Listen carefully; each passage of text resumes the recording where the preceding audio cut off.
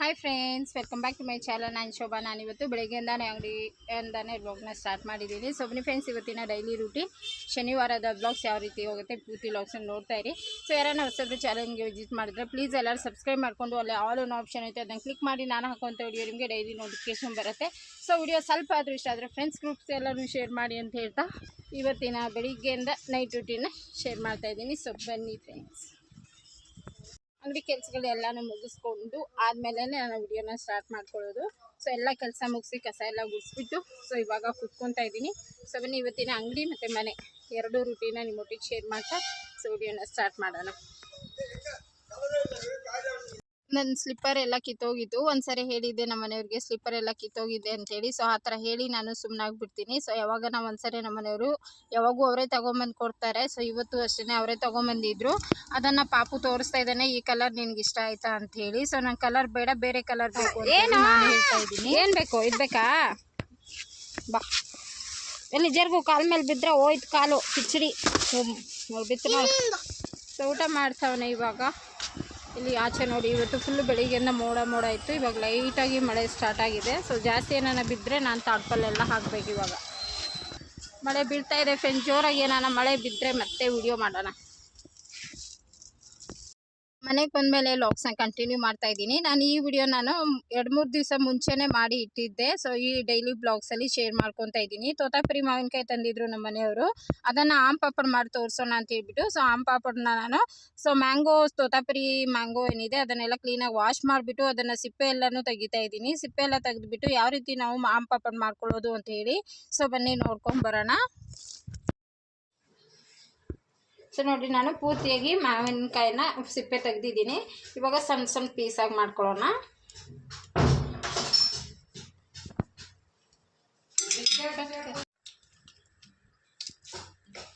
ಈ ಥರ ಸಣ್ಣ ಸಣ್ಣ ಪೀಸ್ ಮಾಡಿದ್ದೀನಿ.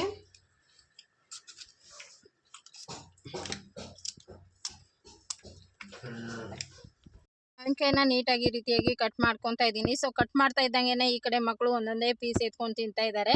ಸೊ ನಾನು ಕೂಡ ಕಟ್ ಮಾಡ್ತಾ ಇದ್ರೆ ಬಾಯಲ್ಲೆಲ್ಲ ನೀರು ಬರ್ತಾ ಇತ್ತು. ಸೊ ನಾನು ಹಂಗೆ ಬಾಯಲ್ಲಿ ಹಾಕೊತಾನೆ ತಿಂತಾನೆ ಇದನ್ನು ಸಣ್ಣ ಸಣ್ಣ ಪೀಸಾಗಿ ಕಟ್ ಮಾಡ್ಕೊತಾ ಇದ್ದೀನಿ. ಇವಾಗ ವಯಸ್ಸವ್ರು ಕೊಡ್ತಾ ಇದ್ರೆ ಬಾಯಲ್ಲಿ ನೀರು ಇಟ್ಟಿದ್ದೀನಿ ಬಿಸಿ ಆಗೋಕ್ಕೆ. ಒಂದೆರಡು ಗ್ಲಾಸ್ ಆಗೋಷ್ಟು ಒಂದು ಸ್ವಲ್ಪ ಉಪ್ಪು ಹಾಕಿದ್ದೀನಿ, ಒಂದು ಅರ್ಧ ಟೇಬಲ್ ಸ್ಪೂನು. ಇಷ್ಟೇ ಪೀಸ್ ಚಕ್ಕೆ ಹಾಕ್ತಾ ಇದ್ದೀನಿ, ಫ್ಲೇವರ್ ಚೆನ್ನಾಗಿರುತ್ತೆ ಅಂಥೇಳಿ. ಆಮೇಲೆ ತೆಗಿತೀನಿ ನಾನು. ಮಾವಿನಕಾಯಿ ಕಟ್ ಮಾಡಿರೋಂಥ ಪೀಸ್ ಮಾವಿನಕಾಯಿನ ಹಾಕೋತಾ ಇದ್ದೀನಿ. ಜಸ್ಟ್ ಒಂದು 5 ನಿಮಿಷ ಕುದಿಸ್ಕೊಂಡ್ರೆ ಸಾಕು, ಬೇಗ ಬೆಂದು ಹೋಗುತ್ತೆ. ಸೊ ಇದು ಬೆಂದಾದ್ಮೇಲೆ ನಾವು ಇದನ್ನು ನೀರೆಲ್ಲ ಸೋದಿಸ್ಕೊಂಡು ನ್ಯಾಶ್ ಮಾಡ್ಕೋಬೇಕು.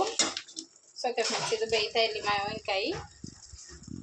ಸೊ ನೋಡ್ಬೋದು, ಇಲ್ಲಿ ಮಾವಿನಕಾಯಿ ಚೆನ್ನಾಗಿ ಬೆಂದಿದೆ. ಇವಾಗ ನಾನು ಹಾಕಿರೋಂಥ ಚಕ್ಕೆ ಪೀಸ್ನ ತೆಗಿತೀನಿ. ಇದು ಚೆನ್ನಾಗಿ ನುಣ್ಣಗೆ ಬೆಂದಿದೆ. ಇವಾಗ ನೀರು ಸೋದಿಸ್ಕೊಂಡ್ಬಿಡೋಣ. ನೀರೆಲ್ಲನೂ ಈ ಥರ ಒಂದು ಸ್ಟೇನರಲ್ಲಿ ಹಾಕಿ ಫಸ್ಟು ಸೋದಿಸ್ಕೊಂಡ್ಬಿಟ್ಟು ಆಮೇಲೆ ನಾವು ಇದನ್ನು ನುಣ್ಣಗೆ ಒಂದು ಸೌಟಿಂದ ಮಿಕ್ಸ್ ಮಾಡಿಕೊಂಡ್ರೆ ಆಯಿತು. ಓಕೆ, ನೀರು ಪೂರ್ತಿಯಾಗಿ ಹೋಗಲಿ.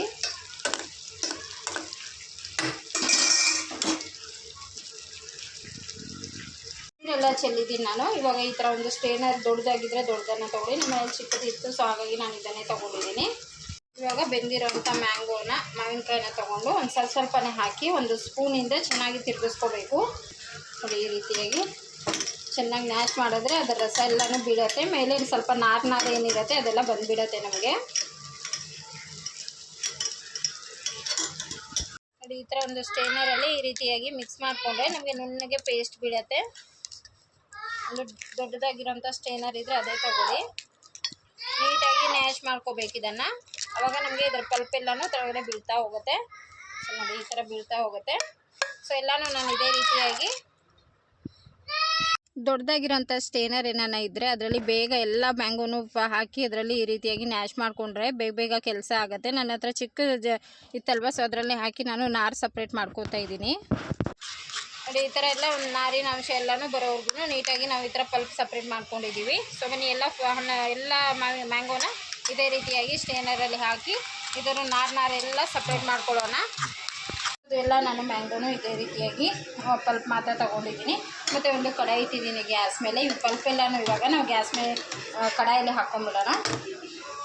ಓಕೆನಾ? ಪೂರ್ತಿಯಾಗಿ ತುಪ್ಪ ಎಣ್ಣೆ ಏನು ಬೇಡ. ಹಾಕಿದ್ದೀನಿ. ಒಂದೇ 1 ಟೇಬಲ್ ಸ್ಪೂನ್ ಆಗೋಷ್ಟು ಸಕ್ಕರೆ ಹಾಕೋತಾ ಇದ್ದೀನಿ. ನಾನು ಹುಳಿ ಸಿಹಿ ಖಾರ ಸೊ ಈ ಥರ ಇರುತ್ತೆ, ಚೆನ್ನಾಗಿರುತ್ತೆ. ಇವಾಗ ಒಂದು ಸ್ವಲ್ಪ ಚಿಲ್ಲಿ ಪೌಡ್ರು ಮತ್ತು ಚಿಲ್ಲಿ ಫ್ಲೇಕ್ಸ್ ಹಾಕ್ಕೊಳ್ಳೋಣ. ಸಕ್ಕರೆ ಸ್ವಲ್ಪನೇ ಹಾಕ್ಕೊಂಡ್ರೆ ಸಾಕಾಗತ್ತೆ. ಇಲ್ಲಿ ಒಂದು ಸ್ವಲ್ಪ ಉಪ್ಪು ಹಾಕೋತಾ ಇದ್ದೀನಿ. ಸ್ವಲ್ಪ ಉಪ್ಪು ಸಾಕು. ನಾನು ಒಂದೇ ಮಾವಿನಕಾಯಲ್ಲಿ ಮಾಡ್ತಾ ಇದ್ದೀನಿ, ಹಾಗಾಗಿ ಒಂದು ಸ್ವಲ್ಪ ಅವಾಗೆ ಕೂಡ ನಾನು ಉಪ್ಪು ಹಾಕಿದ್ದೀನಿ ಮತ್ತು ಇವಾಗ ಸ್ವಲ್ಪ ಉಪ್ಪು ಹಾಕ್ಕೊತಾ ಇದ್ದೀನಿ. ಇವಾಗ ಚೆನ್ನಾಗಿ ಕಲಿಸ್ಕೊಂಡು ಚೆನ್ನಾಗಿ ಕುದಿಬೇಕಿದು. ಒಂದು 5 ಮಿನಿಟ್ಸಲ್ಲಿ ರೆಡಿ ಆಗಿಬಿಡುತ್ತೆ. ಅಷ್ಟರಲ್ಲಿ ನಾವು ಒಂದು ತಟ್ಟೆಗೆ ಒಂದು ಸ್ವಲ್ಪ ಎಣ್ಣೆನೋ ತುಪ್ಪನೋ ಹಾಕಿ ಸವರ್ಕೊಂಡು ಇಟ್ಕೊಂಡ್ಬಿಡೋಣ. ತಟ್ಟೆಗೆ ನಾನು ಒಂದು ಸ್ವಲ್ಪ ಎಣ್ಣೆನ ಹಚ್ಕೊಂಡಿದ್ದೀನಿ. ನೀವು ಬೇಕಾದರೆ ಒಂದು ಸ್ವಲ್ಪ ತುಪ್ಪ ಕೂಡ ಹಾಕ್ಕೋಬೋದು. ಇವಾಗ ಇದನ್ನು ಅಪ್ಲೈ ಮಾಡಿಕೊಂಡು ರೆಡಿ ಮಾಡಿ ಇಟ್ಕೊಂಡ್ರೆ ಮಾಡಿಬಿಟ್ಟು ಸೊ ಇದರಲ್ಲಿ ಪ್ಲೇಟಲ್ಲಿ ಹಾಕಿ ಒಣಗಿಸ್ಬಿಟ್ರೆ ಆಯಿತು. ಸೊ ಒಂದು ದಿವಸದಲ್ಲಿ ಬಿಸಿಲಲ್ಲಿ ಹಾಕಿದ್ರೆ ಒಣಗಿಬಿಡುತ್ತೆ. ಫ್ಯಾನಲ್ಲಾದರೆ ಒಂದು 2 ದಿವಸ ಒಣಗಿಸ್ಕೋಬೇಕಾಗತ್ತೆ. ಸೊ ನೀವು 5-6 ತಿಂಗಳು ಇಟ್ಕೊಂಡು ತಿನ್ಬೋದು, ಏನು ಹಾಳಾಗಲ್ಲ. ಇದು ಆಗ್ತಾಯಿದೆ, ಹಾಗೇ ತಿರುಗಿಸ್ಕೊತಾನೆ ಇರಬೇಕು. ಇನ್ನೊಂದು 5 ಮಿನಿಟ್ಸ್ ಆದರೆ ಆಯಿತು. ಅದು ಚೆನ್ನಾಗಿ ಆಗ್ತಾಯಿದೆ. ಇವಾಗ ಒಂದು ಸ್ವಲ್ಪ ಚಿಲ್ಲಿ ಫ್ಲೇಕ್ಸ್ ಹಾಕೋತೀನಿ, ಚೆನ್ನಾಗಿರುತ್ತೆ. ಸೊ ಚೆನ್ನಾಗಿ ಕುದೀತಾ ಇದೆ. ಸೊ ಇವಾಗ ಇದು ಆಗಿದೆ. ಇನ್ನೊಂದು 2 ಮಿನಿಟ್ಸ್ ಆದರೆ ಆಯಿತು. ನೋಡಿ ಒಳ್ಳೆ ಶೈನಿಂಗ್ ಆಗಿ ಕಾಣಿಸ್ತಾ ಇದೆ ಅಲ್ವಾ. ಸೊ ಈ ಥರ ಆದಾಗ ನಾವು ಗ್ಯಾಸ್ ಆಫ್ ಮಾಡಿ ಒಂದು ಪ್ಲೇಟಲ್ಲಿ ಹಾಕಿ ಒಣಗಿಸ್ಕೊಂಡ್ರೆ ಆಯಿತು. ಇವಾಗ ನೀವು ಮಾತ್ರ ಚಿಲ್ಲಿ ಫ್ಲೇಕ್ಸ್ ಇದ್ದರೆ ಹಾಕ್ಕೊಳ್ಳಿ, ಇಲ್ಲಾಂದರೆ ನೀವು ಚಿಲ್ಲಿ ಪೌಡ್ರೆ ಒಂದು ಸ್ವಲ್ಪ ಹಾಕಿದ್ರೂ ಆಯಿತು. ಒಂದು ಸ್ವಲ್ಪ ಚಿಲ್ಲಿ ಫ್ಲೇಕ್ಸ್ ಹಾಕ್ತಾಯಿದ್ದೀನಿ ನಾನು. ಚೆನ್ನಾಗಿರುತ್ತೆ. ಒಂದು ಸ್ವಲ್ಪ ಹುಳಿ, ಸ್ವಲ್ಪ ಉಪ್ಪು ಖಾರ ಆ ಥರ ಚೆನ್ನಾಗಿರುತ್ತೆ ಇದು. ನೋಡಿ ಇನ್ನೊಂದು 2 ಮಿನಿಟ್ಸ್ ಆದರೆ ಆಯಿತು. ಕೆಲವರು ಕಲರ್ ಆ್ಯಡ್ ಮಾಡ್ತಾರೆ, ನಾನು ಕಲರ್ ಏನು ಆ್ಯಡ್ ಮಾಡ್ತಾಯಿಲ್ಲ. ನಿಮ್ಮ ಕಲರ್ ಬೇಕು ಅಂದರೆ ನೀವು ಬೇಕಾದರೆ ಒಂದು ಸ್ವಲ್ಪ ಅರಿಶಿನ ಪುಡಿ ಹಾಕೋದು ಕೂಡ ಆಗುತ್ತೆ. ಸೊ ಮಾವಿನಕಾಯಿ ಸೊ ಯೆಲ್ಲೋ ಕಲರೇ ಆಗಿದೆ ಅಲ್ವಾ, ಸೊ ಹಾಗಾಗಿ ನಾನು ಏನು ಹಾಕೋಕ್ಕೆ ಹೋಗಿಲ್ಲ. ನೋಡಿ ಇನ್ನೊಂದು 2 ನಿಮಿಷ ಆದರೆ ಆಯಿತು. ಒಳ್ಳೆ ಶೈನಿಂಗ್ ಆಗಿ ಬರ್ತಾಯಿದೆ ನೋಡಿ. ಈ ಅದಕ್ಕಿದ್ದಾಗ ನಾವು ತೆಗೆದುಬಿಟ್ಟು ಸೆಟ್ ಮಾಡಿದ್ರೆ ಆಯಿತು. ನೋಡ್ಬೋದು ಆಗಿದೆ. ಇವಾಗ ನಾನು ಗ್ಯಾಸ್ನ ಆಫ್ ಮಾಡಿದ್ದೀನಿ. ಸೊ ಇವಾಗ ಒಂದು ತಟ್ಟೆಗೆ ಹಾಕ್ಕೊಂಡ್ಬಿಡೋಣ. ನೋಡಿ ಆಗಿದೆ, ಈ ರೀತಿ ಇರಬೇಕು ನಮಗೆ. ನೋಡಿ ಒಂದು ಮಾವಿನಕಾಯಲ್ಲಿ ಇಷ್ಟೇ ಆಗಿದ್ದು. ಸೊ ನೆಕ್ಸ್ಟ್ ಟೈಮ್ ಮಾಡಿದಾಗ ನಾನು ಸ್ವಲ್ಪ ಜಾಸ್ತಿ ಕ್ವಾಂಟಿಟಿಯಲ್ಲಿ ಮಾಡ್ಕೊತೀನಿ. ಸೊ ನೀವು ಇದನ್ನು ಸುಮಾರು ದಿವಸ ಗಂಟೆ ಇಟ್ಟು ತಿನ್ಬೋದು, ಬೇಕಾದ್ರೆ ಹಂಗೆ ತಿನ್ಬೋದು. ಇದು ಅಷ್ಟು ಚೆನ್ನಾಗಿದೆ. ನಾನು ಒಂದು ಸ್ವಲ್ಪ ಎಣ್ಣೆ ಅಪ್ಲೈ ಮಾಡಿದ್ದೀನಿ. ಸೊ ಎಲ್ಲನೂ ಇದೇ ರೀತಿ ಮ್ಯಾಂಗೋ ಪಲ್ಪ್ ಎಲ್ಲನೂ ಇದ್ರಲ್ಲಿ ಹಾಕ್ಕೊಂಡ್ಬಿಟ್ಟು ಒಂದು ಸ್ವಲ್ಪ ತೆಳುಗಾದರೂ ಮಾಡ್ಕೋಬೋದು, ಇಲ್ಲ ನೀವು ದಪ್ಪ ಬೇಕಂದ್ರೆ ದಪ್ಪ ಪೀಸ್ ಆದರೂ ಮಾಡ್ಕೋಬೋದು. ಎಣ್ಣೆ ಸವರಿರೋಂಥ ತಟ್ಟೆಗೆ ನಾವು ಈ ಮ್ಯಾಂಗೋ ಪಲ್ಪ್ ಎಲ್ಲನೂ ಹಾಕಿ ಕ್ಲೀನಾಗಿ ಅದರ ಜೊತೆ ಪೂರ್ತಿಯಾಗಿ ಸವರ್ಕೋಬೇಕು. ನಮಗೆ ತೆಳುಗೆ ಹಪ್ಪಳ ಥರ ಬೇಕು ಅಂದರೆ ಪೂರ್ತಿ ತಟ್ಟೆಗೆ ಹಾಕ್ಕೊಳ್ಳಿ. ಇಲ್ಲ ನಮಗೆ ದಪ್ಪ ಕ್ಯಾಂಡಿ ಥರ ಬೇಕು ಅಂತ ಹೇಳಿದ್ರೆ ಒಂದೇ ಹತ್ರ ಹಾಕ್ಬಿಟ್ಟು ಒಂದು ಸ್ವಲ್ಪ ಅಗಲ ಮಾಡಿಬಿಟ್ಟು ಒಂದು 2 ರಿಂದ 3 ದಿವಸ ನಮಗೆ ದಪ್ಪ ಪೀಸ್ ಕ್ಯಾಂಡಿ ಥರ ಬೇಕು ಅಂದರೆ 2-3 ದಿವಸ ನಾವು ಬಿಸಿಲಲ್ಲಿ ಒಣಗಾಕಬೇಕಾಗತ್ತೆ. ಬೇಡ ಹಪ್ಪಳ ಥರ ಬೇಕು ಅಂದರೆ 2 ದಿವಸ ನಾವು ಫ್ಯಾನ್ ಕೆಳಗಡೆ ಒಣಗಾಕಿದ್ರು ಕೂಡ ಆಯಿತು. ಇದನ್ನು ನಾನು 2 ದಿವಸ ಆದಮೇಲೆ ಮತ್ತೆ ವ್ಲಾಗ್ಸ್ನ ಕಂಟಿನ್ಯೂ ಮಾಡ್ತೀನಿ, ಯಾವ ರೀತಿ ಹಪ್ಪಳ ರೆಡಿಯಾಗಿರುತ್ತೆ ಅಂತೇಳಿ. ಹಂಗೆ ನೋಡ್ತಾ ಇರಿ. ಸೊ ಮನೆಗೆ ಬಂದು ಇವಾಗ ವ್ಲಾಗ್ಸ್ನ ಕಂಟಿನ್ಯೂ ಮಾಡ್ತಾ ಇದ್ದೀನಿ ಫ್ರೆಂಡ್ಸ್. ಇವಾಗ ನೆಕ್ಸ್ಟ್ ಇವತ್ತು ಸಾಯಂಕಾಲ ಅಡುಗೆ ಮಾಡ್ಕೊತಾ ಇದ್ದೀನಿ. ಫಸ್ಟ್ ಕಾಫಿಗೆ ಇಟ್ಟಿದ್ದೀನಿ, 4 ತಾಸು ಕಾಫಿ. ಹಾಗೆ ಅನ್ನಕ್ಕೆ ಇಟ್ಟಿದ್ದೀನಿ. ಇಲ್ಲಿ ಮೂಲಂಗಿ ಹಾಕಿ ಬೇಳೆ ಸಾಂಬಾರು ಮಾಡ್ಕೊಳ್ಳೋಣ ಸಿಂಪಲಾಗಿ ಅಂತೇಳಿ. ಸೊ ನಾನು ಇವತ್ತು ಮೂಲಂಗಿ ಸಾಂಬಾರು ಮಾಡಿಕೊಂಡು ವಿಡಿಯೋನ ಸ್ಟಾರ್ಟ್ ಮಾಡೋಣ. ಮೊನ್ನೆ ನಾನು ಆಮ್ ಪಾಪಡ್ ಮಾಡಿದ್ನಲ್ಲ, ಇವಾಗ ಒಣಗಿದೆ, ಇನ್ನೂ ಒಣಗಬೇಕು. ಸೆಂಟ್ರಲ್ಲಿ ಆಲ್ಮೋಸ್ಟ್ ಇಲ್ಲಿ ತಿಂದಿದ್ದೀವಿ ನೋಡಿ, ಎಲ್ಲ ಖಾಲಿಯಾಗಿದೆ ನೋಡಿ. ಈ ಥರ ಈ ಆಮ್ ಪಾಪಡ್ ಮಾಡಿರೋದನ್ನು ಇವತ್ತಿನ ಬ್ಲಾಗಲ್ಲಿ ಶೇರ್ ಮಾಡ್ಕೊಂಡಿದ್ದೀನಿ. ಒಣಗಿದೆ, ಸ್ವಲ್ಪ ಒಣಗಬೇಕು. ಇಲ್ಲಿ ಸೆಂಟ್ರಲ್ಲಿ ಸ್ವಲ್ಪ ದಪ್ಪ ಹಾಕಿದ್ದೀನಿ ನಾನು, ಹಾಗಾಗಿ ಒಣಗಿಲ್ಲ, ಬಿಸಿಲಿಗೆ ಇಟ್ಟಿಲ್ಲ. ಇದು ಬರೀ ಫ್ಯಾನಲ್ಲೇ ಒಣಗಿಸಿರೋದು ನೋಡಿ. ಈ ಥರ ಈ ಥರ ರೋಲ್ ಮಾಡಿಕೊಂಡು ನಾನು ಕಟ್ ಮಾಡ್ಕೊತಾ ಇದ್ದೀನಿ. ತುಂಬ ಚೆನ್ನಾಗಿರುತ್ತೆ ಇದು ಆಮ್ ಪಾಪಡ್.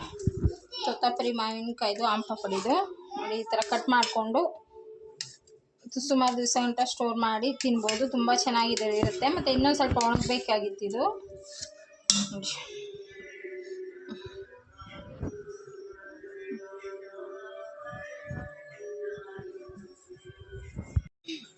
ತುಂಬಾ ಚೆನ್ನಾಗಿರುತ್ತೆ ಇದು. ಸೊ ಇದನ್ನು ಸ್ಟೋರ್ ಮಾಡಿ ಕೂಡ ಸುಮಾರು ದಿವಸ ಇಟ್ಕೊಂಡು ತಿನ್ಬೋದು. ಬಟ್ ಒಂದೇ ದಿವಸ ಖಾಲಿ ಆಗಿಬಿಡುತ್ತೆ ತಿಂತಾ ಇದ್ರೆ, ಅಷ್ಟು ಚೆನ್ನಾಗಿರುತ್ತೆ ಇದು.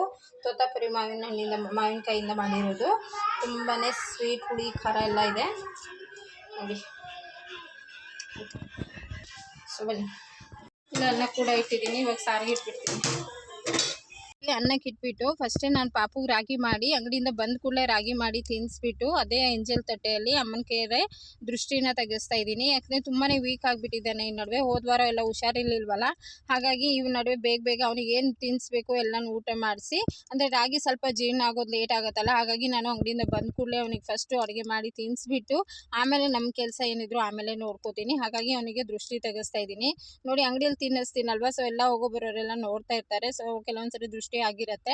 ಆ ದೃಷ್ಟಿ ಆದಾಗ ನಮಗೆ ನೀರು ಈ ರೀತಿಯಾಗಿ ಶೇಕ್ ಆಗುತ್ತೆ, ಆವಾಗ ದೃಷ್ಟಿ ತುಂಬಾ ಆಗಿದೆ ಅಂತ ಹೇಳಿ. ಸೊ ಬನ್ನಿ ಅಡುಗೆ ಮಾಡ್ಕೊಳ್ಳೋಣ. ಇವಾಗ ಬೇಳೆ ಸಾಂಬಾರು ಮಾಡೋದಕ್ಕೆ ಫಸ್ಟ್ ಒಂದು ಲೋಟ ನೀರು ಹಾಕಿ ಬಿಸಿ ಆಗಿದೆ. ಇವಾಗ ಒಂದು ಅರ್ಧ ಟೇಬಲ್ ಸ್ಪೂನ್ ಆಗುವಷ್ಟು ಅರಿಶಿನ ಮತ್ತು ಇಲ್ಲಿ 2 ಟೊಮೆಟೊ ಹಾಕಿದ್ದೀನಿ. ಇದರಲ್ಲಿ ತೊಗರಿಬೇಳೆ ಮತ್ತು ಟೊಮೆಟೊ ಹಾಕ್ಕೊಂಡಿದ್ದೀನಿ. ನೀಟಾಗಿ ವಾಶ್ ಮಾಡಿ ಇಟ್ಕೊಂಡಿರೋಂಥ ತೊಗರಿಬೇಳೆ ಒಂದು 100-150 ಗ್ರಾಮ್ ಆಗುವಷ್ಟು ಬೇಳೆ ಇದೆ. ಇವಾಗ ಮೂಲಂಗಿ ಹಾಕ್ಬಿಡೋಣ. 3 ಮೂಲಂಗಿ ಹಾಕ್ತಾಯಿದ್ದೀನಿ. ಸಣ್ಣಗೆ ಸ್ಲೈಸಾಗಿ ಮಾಡಿ ಹಾಕ್ತೀನಿ, ಬೇಳೆ ಸಾಂಬಾರಲ್ಲಿ ಚೆನ್ನಾಗಿರುತ್ತೆ.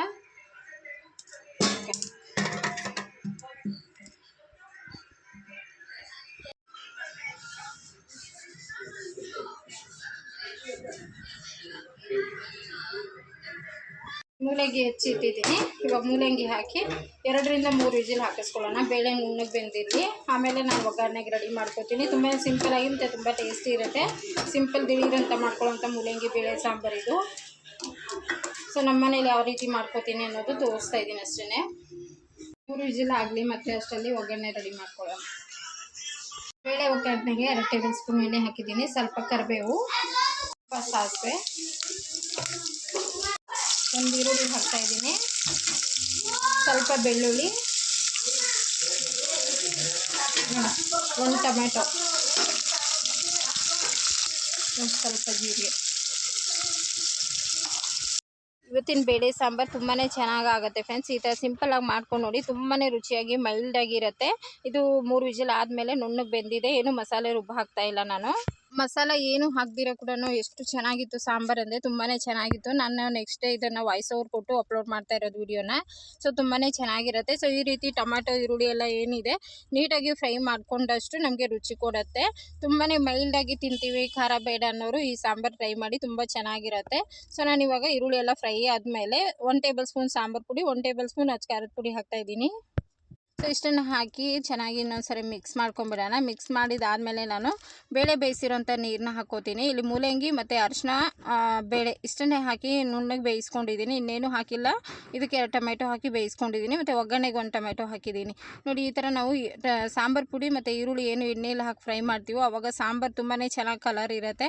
ಹಾಗಾಗಿ ನಾನು ಈ ಥರ ಮಾಡಿಬಿಟ್ಟು ಬೇಳೆ ನೀರನ್ನ ಹಾಕ್ತೀನಿ. ಆವಾಗ ಸಾಂಬಾರು ಕರೆಕ್ಟಾಗಿ ಒಂದು 5 ನಿಮಿಷ ಕುದಿಸ್ಕೊಂಡ್ರೆ ಸಾಕು. ಆಮೇಲೆ ರುಚಿಗೆ ತಕ್ಕಷ್ಟು ಉಪ್ಪು ಹಾಕಿ ಇನ್ನೊಂದು 2 ನಿಮಿಷ ಕುದಿಸ್ಕೊಂಡು ಗ್ಯಾಸ್ ಆಫ್ ಮಾಡ್ಕೊಳ್ಳಿ. ಚೆನ್ನಾಗಿರುತ್ತೆ. ತುಂಬ ಟೇಸ್ಟಿಯಾಗಿರೋಂಥ ಅನ್ನಕ್ಕೆ ನಾವು ತುಪ್ಪ ಹಾಕ್ಕೊತೀನಿ, ತುಂಬಾ ಟೇಸ್ಟಿ ಇರುತ್ತೆ.